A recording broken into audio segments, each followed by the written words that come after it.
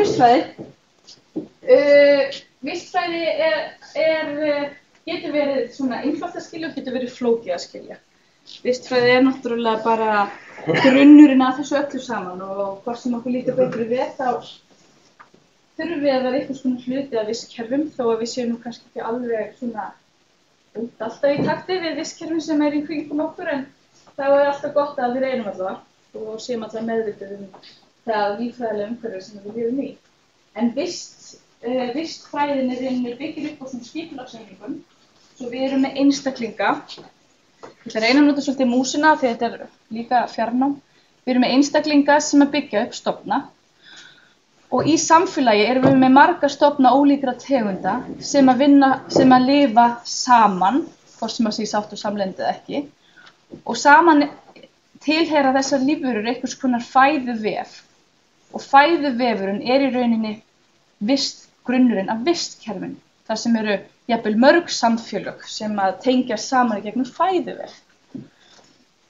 Svo á jörðin okkar eru fleiri en eitt vistkerfi. Það eru fjöldinn allur af vistkerfum, ég þori ekki eins og að setja tölu á það. En vistkerfunum hægt að flokka í lífbelti. Ég segi ykkur aðeins meira frá lífbelti á næstu glæru. Þannig sjáum við förum alltaf lengur og lengur út frá jörðinni. Svo vistkerfi innan lífbeltis og svo erum við með mörg lífbelti sem að passa innan þessa fyrirbæri sem við köllum lífhvolf. Svo ef við reynum að halda áfram að svona skilgreina vistfræðina, þá tengjast öll líffræðina vistfræði einn annan þá. Við þurfum að hafa einhvers konar erfðafræði, bakgrunn, lífeðlisfræði tekur bara fyrir líkamsstarfsemi dýra og plantna, atferlisfræði, hvernig hegða þau sér í samfélögunum, þróunarfræði, hvernig urðu þau eins og þau eru og af hverju lifa þau á þessu svæði og af hverju hafa þau aðlagast á þennan og hinn hátt. Allt þetta kemur saman í vistfræðina. Þannig að vistfræðin hún útskýrir svona samband lífveru við umhverfi sitt og í umhverfinu eru aðrar lífverur og það eru líka alls konar efni og efnasamband sem við köllum ólífræn efni. Þannig að lífvera lifir í lífrænu umhverfi og ólífrænu umhverfi. Þetta er svona grunnskilgreining á vistfræði og ef við þrengjum hana aðeins niður þá vistfræðin eiginlega fyrst og fremst að skoða útbreiðslu lífvera og þéttleika lífvera. Hvort sem við séum að spá í bakteríum eða stórum hvölum. Þá þetta alltaf útgangspunkturinn. Við erum að kanna einhvers konar útbreiðslu og þéttleika hverju svæði. Og það í rauninni bara svona okkar nálgun í að skilja umhverfið. Mannfólkið hefur mikla þörf til að flokka og skilgreina. Það er bara eitt af því sem við erum að gera. Við erum að flokka og skilgreina til að fá svona þægilega, skiljanlega yfirsýn á umhverfið okkar. Og líka til að geta mælt. Og fylgst með. Það fara á jörðina sem eina vistfræðilega heild? Jú, það má líka gera það. Það alveg ansi flókin vistfræðilega heild, en hún það engu síður. Hún ein meira og minna samtengd vistfræðilega heild. Þú finnur öll höf jarðarinnar tengjast einnig annan hátt. Þurrlendi tengist sjónum sem tengist upp í loftið og svo framvegis, en þetta í rauninni ein stór heild. Það er eftir hvað við viljum kalla það. Það er meðfærilegra að búta það niður í svona vinnueiningar. En lífhvolfið rauninni bara alls það sem líf þrífst. Það getur verið í dýpstu lögum sjávar og upp á efstu fjallstindum. Bara alls þar sem við finnum einhvers konar líf, það köllum við lífhvolf. Mjög kannski breiður skilgreining. Og svo hitt jarðhvolf og það bara alltaf ólífræna. Það að segja lífhvolfið þar sem jarðskorpunni, jarðskorpunni sjálf, lofthjúpurinn, þá erum við að skoða ólífrænu efnin, súrefni, nitur og annað slíkt sem í lofthjúpnum. Vatnshvolfið bara allt vatn á jörðinni, íshvolfið allt vatn í föstu formi á jörðinni. Svo bara samansafn ólífrænu efni. Og þetta önnur leið okkar til þess að kannski einfalda, en flokka og skilja umhverfið okkar og hafa yfirsýn. Þetta alltaf svona, það voru alveg gott að hafa yfirsýn af því að jörðin svo flókin, lífríkið svo flókið. Þetta allt svo stórt og mikið. En þetta leið vistfræðinnar, að reyna að flokka, skilgreina. Þetta nær þá lengra en við fá fjallstofn, það svona eitthvað? Já, það kannski, hvað við skilgreinum upp í lofti? Jú, það berast bakteríur með loftstraumum. Fuglar? En fuglar fljúga, þannig að Loftið aðalega kannski svona flutningsmiðill, frekar en kannski staður sem að dýrin búa á eða þrífast á. Þetta svona frekar einhvers konar hindrun sem þeim þurfa að komast yfir. Já, eða bara flutningsleið. Og svo, eins og ég sagði þarna, þá það, ef við tökum öll vistkerfi saman, þá getum við sett flotta vistkerfi eftir í hvaða lífbelti við erum. Og lífbelti eru mismunandi, eins og í þurrlendi. Það bara skilgreinast lífbelti eftir aðalega bara gróðri og jarðvegi. Og ég veit ekki hvort jarðfræðingar eru neina. Jarðfræðingar eru voðalega mótnir, vegna þess að þeim finnst rosalega gaman að minna okkur líffræðingarna á. Það væri ekki líffræði, það væri ekki jarðfræði. Þegar líffræðin byggir svolítið á jarðfræðilegu meginleikum. Ég tek alveg hattinn ofan fyrir því ég viðurkenni það alveg. Að jarðfræðin nú grunnurinn að þessu öllu. Og eitt sem ég var að kenna með einn jarðfræðingur, hann sagði: Æ, þetta bölvaða græna sem liggur yfir allir í jarðfræðinu, og losa okkur bara við þetta. Gróðurinn. En þannig að lífbeltin eru, eins og þið sjá dökkgrænu lífbeltið, það þá sambærileg lífbelti eða sambærileg vistkerfi sem þið finnið á þessum svæðum og svo framvegis. Og það rosalega erfitt að finna einhverja góða mynd hjá Google Frænda sem að sýnir lífbeltin í sjónum, en það eru líka lífbelti í sjónum. Og þau skiptast niður svolítið bara eftir hafstraumum, vindum og hitastig, jafnvel salt, eiginleikum sjávar. Svo það eru lífbelti í sjó og það eru lífbelti á fyrir land. Og við erum að fara í þessu námskeiði einhverjum þessu lífbelti sem Ísland fyrir, sem svona, eins og ég segja, þeir samkvæmt þessu segja tundra, en við erum svona á tundru, skástrik, kald, tempruðu svæði. Og það það sem svona framhaldið af námskeiðinu snúast um. Þannig ef þið vilja læra eitthvað meira trópíska líffræði, þá þurfum við að taka eitthvað annað námskeið. En svo í hverju lífbelti þessi vistkerfi og það sem byggir vistkerfið eru fæðuvefir.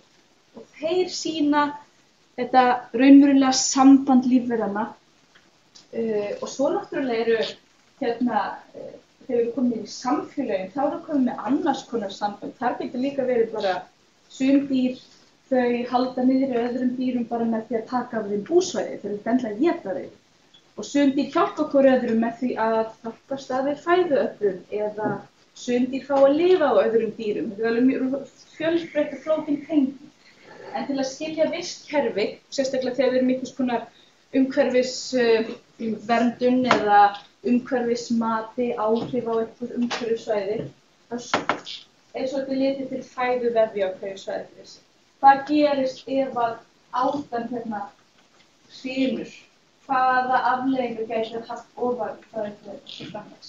Svo fæðuvefur eitthvað sem hjálpar okkur svolítið að skilja svona grunneiningu hvers vistkerfis. Og það fæðuvefur eru bara ótrúlega flóknir. Þetta ofureinföldun á þessari mynd, en hún útskýrir enga síður svona grunni.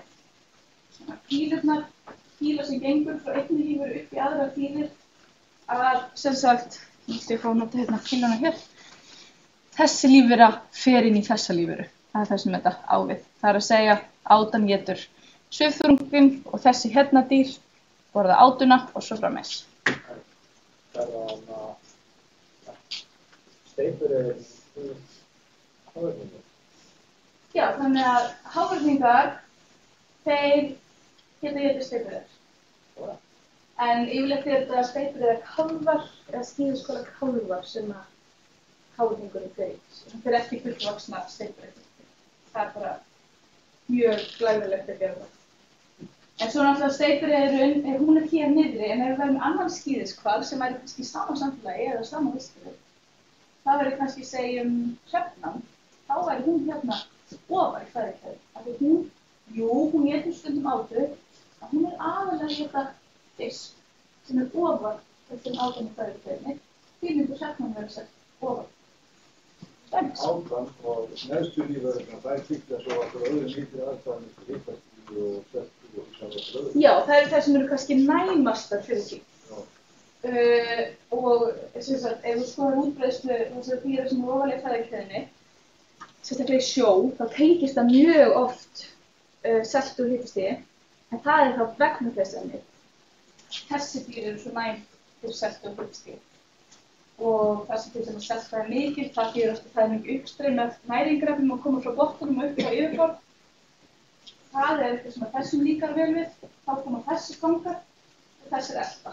Þannig að þessi hérna niðri eru næmari fyrir umhverfisaðstæðum og stýra svolítið þessum hérna. Hvað er skúfa? Hvað er það? Það er kelfur. Borðar hann? Hann greinilega, þetta er sennilega fyrir hann fyrir í ungrana. Já, ok, já.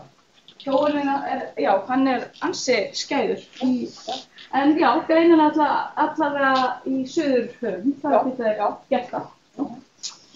Ok. Og svo er hérna svona til þess að kenningu fyrir öðrum svona skilgreiningum í vistfræðinni. Þá er líka að tala um fæðuþrep. Eitt er fæðuvefur, það sem allt tengist einnig að hann hátt. Svo eru fæðuþrepin. Það er svolítið einfalt. Það er rauninni bara fyrir með frumframleiðendur. Frumframleiðendur eru þeir sem að ljóstillífa, hvort sem það séu þörungar eða tré eða gras eða annað. Það sem getur bakteríur, það getur ljóstillífa, það er að segja búið til lífræn efni úr ólífrænu efni. Lífræn efni sem þeir búið til er sykrur. Og það eru grasbítar sem borða frumframleiðendur, svo koma rándýr að borða grasbítana og svo eru það sem bara kjötætur eða þriðja stigs neytendur. Þeir borða þessi rándýr sem borðuðu þessi og svo eru þeir komin í þessi toppfæðukerfur sem að borða þá sem eru ofalega. Þannig að það er sjaldan mælt með því svona til manneldis að vera að éta mjög ofalega í fæðukeðjunni.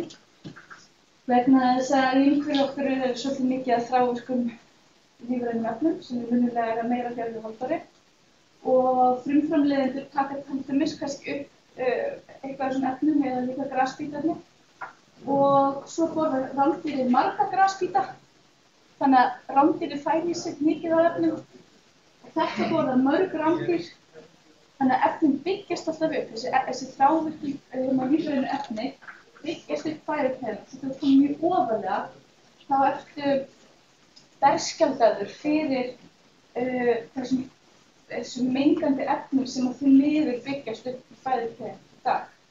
Kannski hefur það alltaf gert það, en með athöfnum mannsins þá er það frekar mikið. Það er náttúrulega þessum eftir búsvæðum. Og þá er mannin sem gefur inn í þessum veginn? Jú, það er alveg líka. Það er, en málið er bara að það er erfitt að setja mannin inn í svona rosalega, hvað maður að segja, afmarkað þrepa því að við erum alætur og við étum allstaðar. Við erum grasbítar, rándýr, kjötætur og stundum uppi, en sem betur fyrir erum við farin að gera minna af því í dag. Svo að það er einfaldara að útskýra þetta með dýrum sem að lifa út í náttúru. En við erum alltaf eigum heima þarna, við erum dýr, við erum partur af þessu öllu saman. Hérna er ég bara búin að setja þetta upp þá í öðruvísi form, þetta er í rauninni þessi orkupíramídin. Það er ekkert andlegt við þetta, það sögum kannski kringa yfir andlegt. En það er í rauninni bara frumframleiðandinn, hann býr til næringuna, hann beistar orku sólar og nýtir orku sólar til þess að setja saman lífræn efni við ljóstillífun. Og svo kemur þessi fyrsta stigs neytandi og hann borðar frumframleiðandann. Og það sem píramídin er að segja að orkan sem er í öllu lífræna efninu hér, cirka 10% þeirri orku kemst á næsta þrepp. Og 10% því kemst á næsta þrepp og svo framleiðandinn komin til toppinn og þá er bara með 0,01% eftir inn í fæðuefnum eða fæðukeðjunni sem að þessi bjóð til. Það voru margir. Það eru ótverur sem að nýttu sér töluvert af þessum efnum og við efnaskiptin í lífrúnum þá losnar úr orka sem skýr. Og það er heilmikið sem fer til spillisaftur af upprunalegu orku sólar sem komin í fæðuefnum. En frumframleiðendur í rauninni bara þessar galdra lífverur, þegar hálfpartinn þeir eins og ykkur galdrar. En þeir geta virkað sólina til þess að þeir binda orku sólar í efnatengjunum í efnunum sem eru að mynda. Þannig er versta upp fæðuefni. Það er svona fallega við þetta. Það er gáfulegast að vera vegan. Já, þú sko, Það eftir hvernig hún lítur á það. Já. Það er ekki gaman. En upp á til dæmis þrávirk efni og uppsöfnun þannig efna, þá sleppur því mjög minna með því að vera grænmetisæta eða eftir hvernig grænmetið er ræktað. En því ofar sem það ferð, því orkumeiri er hver eining sem hún borðar. Lítil eining af kjöti er margfalt orkumeiri heldur en sama eining af plöntu. En því fylgja einhvers konar stundum. Ok. Og svo bara svona smá samantekt, af því að lesefni er ekki skylda, þá erum við með glærur, við öll kennararnir, sem með rosalega mikið efni og mikið af texta, vegna þess að þetta á að byggja á því að þið getið, fengið helst upplýsingar í gegnum glærurnar, en eins og ég sagði áðan, það er ekkert sem kemur í staðinn fyrir að fá bók og að lesa glærur er bara ekkert sérstaklega frábært. Þannig ég bara afsaka allavega um textast með þetta. En allavega, ef við tökum þetta aftur saman, þá er vistkerfi einhvers konar svona samfélag, lífvera, sem tengjast þá gegnum fæðuvefinn og tengjast hringrásum lífrænna og ólífrænna efna. Lífræn efni eru bara öll efni sem byggja upp lífverur. Við erum með kolefni í sér. Það er eins og sykur, það er kolefni í sykur, það er kolefni í okkur, í öllum efnasamböndunum okkar. En svo ólífræn efni eru bara öll efni sem eru ekki með kolefni. Það er mjög svona einfalt kannski að muna það. Og þannig að ólífrænir þættir eru líka orkan frá sólinni, orkan í efnatengjunum, vatn, jarðvegur, og tekið hérna fram þessi helstu ólífrænu efni sem það við örugglega heyrt áður, nitur og fosfór, sem eru mjög mikilvæg fyrir plöntur til þess að vaxa og starfa. Þannig að lífvera lifir ekkert ef það er ekki þessi ólífrænu þættir. Hún lifir heldur ekki ef hún lifir ekki eitthvað svona lífrænu þættir. Lífrænu þættir eru bara allir lífverur og bara allar lífverur og hvort sem að það sé í formi fæðu eða formi einhvers konar samverkandi þátta. Og við erum sem sagt, eins og ég var að tala í fæðupíramídunum, eða orkupíramídunum áðan, er að lífverur eru að færa orku frá einu þrepi til annars og það sem að sundrarar gera, sundrarar eru bara bakteríur til dæmis og sveppir, þeir taka þessi lífrænu efni og brjóta þeim niður, þannig að eftir sita aftur þessar grunneiningar, til dæmis kolefni, nitur, fosfór, sem að plöntur geta svo nýtt aftur sem ólífræn efni og byggja upp lífræn efni á ný. Svo, það er í rauninni þessi fallega hringrás sem að ég var svona að reyna að útskýra fyrir ykkur hérna. Þessum er þessi bláa píla hérna niður. Rotverur, þær taka þessar lífrænu efni sem er í orkulífverunum, brjóta það niður í grunneiningar aftur, svo það verður aftur aðgengilega grunnfæðulegum. Ok. Svo eru svona dæmi kolefnishringrás og ég ætla nú ekkert að stoppa of lengi á því, en þetta er bara dæmi kolefnishringrás á jörðu, þar sem að það er losun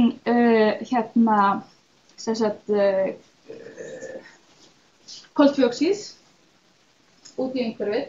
Og koltvíoxíð losnar út í umhverfið á margan hátt, náttúrulegan hátt, en að mestu leyti frá okkur manninum. Það er til dæmis mikið koltvíoxíð losun bara við eitt eldgos, það verður gífurleg losun. En við maðurinn, við höldum þessu svolítið vel við, en plöntur það nýta sér kolefnið, drekka það inn í sig við ljóstillífunina, svo drepast plönturnar og þá fer kolefnið niður í jarðveginn. Og svo svona sekkur það lengur og lengur niður í jarðveginn, þangað til stundum það verður á olíu eða kolum eða eitthvað svoleiðis. Og svo er það lífverurnar sem að lifa hérna í jarðveginum, sem að brjóta niður til dæmis eins og trén. Þær anda, getum við sagt eins og við, því að þær anda frá þessu kolefni, við erum að anda frá okkur koltvíoxíði. Ég er að því núna og þið eru að því líka og bakteríurnar gera það líka. Og þær brjóta niður lífverurnar sem að fara rotnum hérna niður í jörðinni og anda frá sér kolefni. Þannig að það er alltaf einhvers svona hringrás kolefni. Svo það er, kolefni er aldrei í neinum, ég veit ekki hvernig aðstæður ætti að vera á jörðinni til þess að kolefni af snefilefni eða er of lítið af því eða er takmörkuð vatni. Það er eitthvað sem að lífríki okkar skortir ekki. Og svo er það hérna aðeins með sjóinn, að sjórinn drekkur í sig mikið af koltvíoxíði. Það er það sem er að valda súrnun sjávar í dag. Og ég hugsa að Halldór muni fjalla aðeins meira það við ykkur. En í efstu lögum sjávar er líka ljóstillífun eins og gerist fyrir plöntunum og þar á sér stað öndun þannig að ljóstillífandi lífur er rosa þessu súrun. Og þarna á sér stað rotnun og allt mögulegt. Þessar tölur sem hún með, hvað innleggur þetta? Sko, þetta er bara ótrúlega erfið spurning. Ég var að reyna að komast að því, en ég er bara ekki alveg viss hvað myndarhundar áttu við. Þetta er svona aðalega bara stalisar myndir að geta sýnt ykkur möguleika. En ég hugsa að það sem það eigi við þetta er einhvers konar magn. Þetta hérna er við ljóstillífun þá grunar það að þetta sé við myndun einn var svíkur, nei, það getur ekki verið, þetta er lítið tala, nei. Við skulum bara gleyma það einhverju skrifa. Þetta er einhverjar tölur, en rauðu tölur með hérna sína kolum. Hér, sem er að fara inn. Þessar mynd, þetta inn í skýrfólkinu? Nei, þessi er bara eitthvað sem ég fann á netinu. Og ég fer svolítið svona ítarlega kannski vistfræðina hér af því að í lífríkisbókinni er vistfræðin svona tekin fyrir hér og þar. Það er ekki einn vistfræði kafli þó. En þessi myndi til miður ekki þar. Þið getið fundið hana, kannski einhver finna hana á Google og komist að hvað tölur standa fyrir. En þarna alveg stóðstu með að verki. Svo er það niturhringdrósin líka, hún er ábúðslega mikilvæg, við kannski áttum okkur ekki alveg á því. Nitur skiptir, ef við teljum að nitur kannski skiptir okkur ekki miklu máli, en nitur er mjög mikilvægt fyrir plöntur og ljósplöntur lífur til þess að vaxa og dafna og fjölga sér. Nitur er eitthvað aðaluppbyggingu í prótínum og erfðaefnum til dæmis. Og það þurfa plönturnar til dæmis að fá úr sínu. Það er köfnunarefni sem við köllum N2, er að miklu magni í andrúmsloftinu okkar. Og jarðvegurinn drekkur þetta í sig. En plönturnar geta ekki nýtt nitrið sem N2. Til þessum að bakka. Það er nýta nitrið sem jarðvegurinn drekkur í sig og vinna það, eða breyta í rauninni efnasamsetningu nitrosins og mynda ný nitursamsetning, eins og nítröð.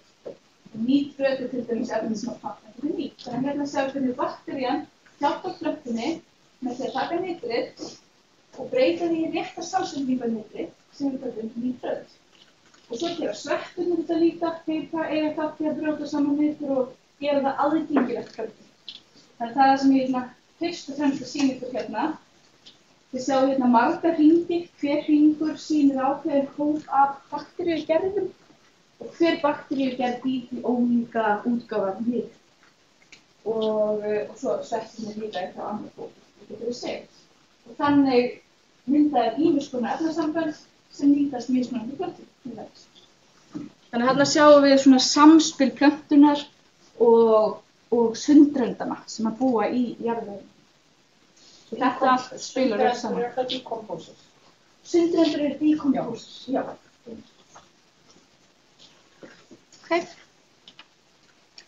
Og svo annað hugtak sem að þið heyrðu örugglega stundum þegar við erum að fjalla umhverfisverndun, verndun búsvæða. Hvað eru búsvæði? Hér er bara ofboðslega góð útskýring frá 1973 sem er óþarfi að breyta, finnst mér. Búsvæði tegundar er það umhverfi sem lífverðan getur lifað á og það samfélag sem hún tilheyrir á svæðinu. Hún þarf ekki að þrifist á svæðinu út frá þessum lífrænu og ólífrænu þáttum sem við vorum að ræða. En svo þarf hún líka að geta lifað í samfélaginu sem er þar. Ef það er mikil samkeppni þá gæti viðkomandi lífverðar bara ekki þolað að vera þar og þá er það búsvæði ekki hentugt fyrir hann. Svo þessi þættir þurfa að ganga upp, hún þarf ekki að þola hina lífverðar sem búa þar og þarf ekki að mæst. Svo búsvæði getur verið bara vatnsbúsvæði, þurrlendi. Svo getur við skipt til dæmis ef við bara fyrir vatnaleiðina. Þá getur við skipt frekar upp í svona skilgreindari búsvæði. Það getur verið sjóbúsvæði, ferskvatns og votlendis. Við sjó, þar getur við skipt það í enn frekari búsvæði. Til dæmis ef ég vil strandsvæði í sjó, sem er það vatn. Það getur við með árósa búsvæði, kóralrifsbúsvæði, leiruviðarskógur. Það eiginlega skiptir ekki máli hvað við köllum það. Búsvæði bara þessi staður sem að lífvera lifir á. Stundum það mjög mikil víðfeðmi, stundum mjög lítill. En hún þarf að geta lifað, hún þarf að geta þrifist þar og hún þarf að geta lifað í svona þokkalegu sáttasambandi við aðra lífverur. Leyfum við að skóra upp á manngrófs? Já, það er manngrófs, já. Þú gætir þá alveg stækka þessa mynd með því að skilgreina svo aftur frá neðri og þá fengir þetta náttúrulega svona kvaðrættis. Já, eins og hérna. Já, þá myndi það bara greinast. Já, greinast niður. Já, og svo einhverju tímapunkti myndi þurrlendisbúsvæði tengjast þessu búsvæði. Þetta einmitt á mörkum sjávar og lands. Og þá myndum við fara að sjá aftur hversu flókin þetta allt saman En þetta bara fyrsta leið til vatn og þurrlenda eða meira sem þú fyrir það? Já, svo ef þú ætlar að skilgreina búsvæði, þú ert beðin að skilgreina eitthvað búsvæði. Og það byrjar alltaf fyrst, ok, er ég með þurrlenda eða er ég með vatn? Ég er með vatn, hvers konar vatn? Og svo skilgreina það frekar. Þurrlendi, skiptist það ekki upp í? Það skiptist upp í, það skiptist þeim upp í votlendi og það er skóglendi, grasvæði, tundrur, miklu fleiri svæði, en auðvitað að skipta vatninu upp. Svo þarna, ef ég hefði tekið þetta allt saman, þá hefði ég örugglega aðrætt lægir. En tilgangur með þessari mynd er í bara svona að minna ykkur á hvað þetta hugtak búsvæði og af hverju þetta notað rosalega mikið í daglegu tali náttúruna umhverfið og sérstaklega þegar kemur að búsvæði umhverfisverndun.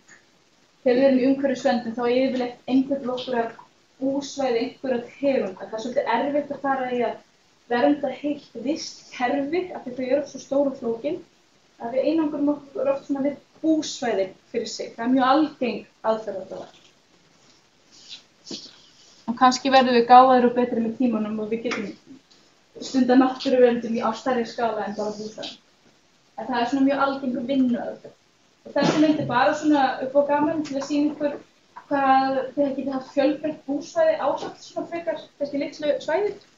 Þarna erum við með strandbúsvæði og við getum við skoðað sérstaklega búsvæði bara sem að fyrir fyrir botni og svo getum við tekið fyrir seti, það er ofan í jarðveginum, það er ofan í jarðveginum hér og hér, þetta er ólík búsvæði, þó þetta er sjálft jarðvegsbúsvæði. Og hérna tökum við bara smá sýnisort til dæmis úr jarðvegi sem er hérna í Árósum. Það er þessi svæði þar sem að er stundum alveg þurrt og stundum mjög blautt og stundum mjög salt og stundum mjög ferskt. Mjög svona öfgakennt búsvæði sem ekki margar lífverur þola. Ef við tökum til hér, þá getum við séð að hérna er einhvers konar búsvæði sem að þessar lífverur lifa í einhvers konar samfélagi. Kannski lifa þær á þess að verða mikið við einhver annara, en mjög líklega tengjast athafnir þessa dýrs og einhver hátt athafnir þessa dýrs og svo framvegis. En hérna er einhvers konar samfélag sem við sjáum inn í þessu sýnishorni í þessu búsvæði. Þetta er svona dunda eitthvað við að skoða í gegnum þessa mynd, svona bara heima eða á glærunum ykkar. Annað hugtak sem að til að renna yfir, það er hvar lífverurnar búa á búsvæðunum sínum. Þannig að búsvæðið er kannski borgin eða landið eða eitthvað svoleiðis. En svo eru bara ákveðin svæði sem að þú getum hugsað okkur sem þú færð úthlutað. Það voru gott að skilja þetta, að við lífvera hún hefur einhvern brunnsess, en í raunveruleikanum hefur hún bara einhvern brunnsess. Með þessi mynd er gömul klassísk mynd úr vistfræðinni sem er kennd eiginlega á öllum stigum skólakerfisins. Hérna erum við með hvítan hrúðukall sem að þolir að lifa sín hátt upp í fjörunni og þolir mikið þurrk. Hann þolir líka að vera mikið undir sjó. Þannig að hann getur dreift sér svolítið vel, þannig að hann þolir að fjölga sér svolítið ört fjörunni.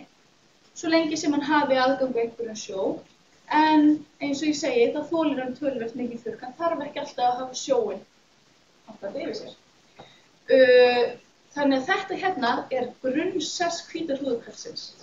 En nú er lífið ekki alltaf dans á rósum, það eru aðrir sem vilja pláss líka. Þá erum við hérna með bláa hrúðukallinn sem hefur örlítið öðruvísi aðlögun heldur en þessi hvíti. Það er eitthvað við hann, ég veit ekki alveg hvað það er, sem að gera það verkum að hann tekur í burtu, hann rekur í burtu hvíta. Hann kannski fjölgar sér hraðar, hann kannski betri testu, hann kannski duglegri að afla sér fæðu. Þannig að hann tekur hérna neðri hluta. En af hverju fer hann ekki alla liðið?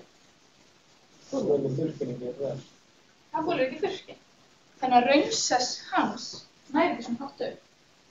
Þannig skipta þær á milli sín hversu hvað það er. Og ég þá komið með þessa og sessa. Nei, það væri engin bláir hrúðurkallar, það væri hvítir hrúðurkallar sennilega. Hann myndi dreifa sér bara, hann myndi dreifa sér allan sinn grunnsess. Hann væri jafnvel, það gæti verið með fjöður sem hún bara allt hvítt. En leiðu úr færðin samkeppni, það fær þess að fjölbreytileika og svona öðruvísi dreifingu á lífverunum. Hvað þýðir afrán sem að þarna? Á ensku þýðir það predation. Já. Okay. Það sem þið finnir bara þýða öfugt. Afrán bara þegar einhverju lífvera borðar hina lífveruna. Þetta er svona fancy orð yfir það. Já. Og núna má ég sjá, ég ekki alveg fylgjast með hvernig tímanum líður. Hvenær hafið þið tekið ykkur pásu? Sirka núna, já. Ég búin að rausa í 42 mínútur. Ég ætla að vera sirka klukkutíma með þennan hluta. Svo ég kannski fáum okkur smá pásu og smá súrefni. Svo höldum við áfram bara. Ókveð.